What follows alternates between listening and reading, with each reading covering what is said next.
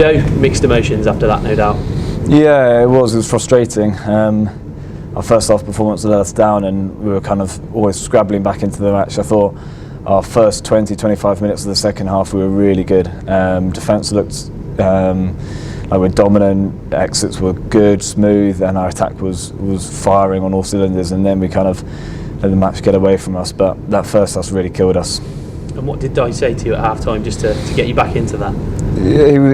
Well, we all knew that we weren't quite good enough. It was more the players coming together. We knew that we weren't firing on all cylinders. We weren't doing what we set out to do at the start of the match. Our defence was slightly too passive. The attack wasn't really quite functioning, and we were turning the ball over too easily. And that's something that we've said all week as players. We've been driving that into each other. Just turnover is just not acceptable at this level, and that was kind of what we were doing in the first half. So the second half, kept ball a bit more, went through the phases, and teams just crack under that pressure.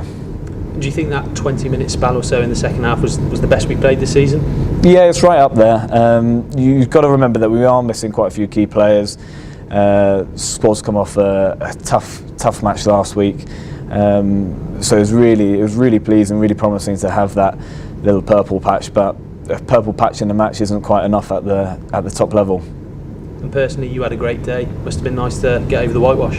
Yeah, it is nice. It's mixed emotions. Obviously, you're pleased with your personal performance, but at the end of the day, we're measured on the wins and the losses. We need those wins and those victories to get us through the Champions Cup. We know how tough it is.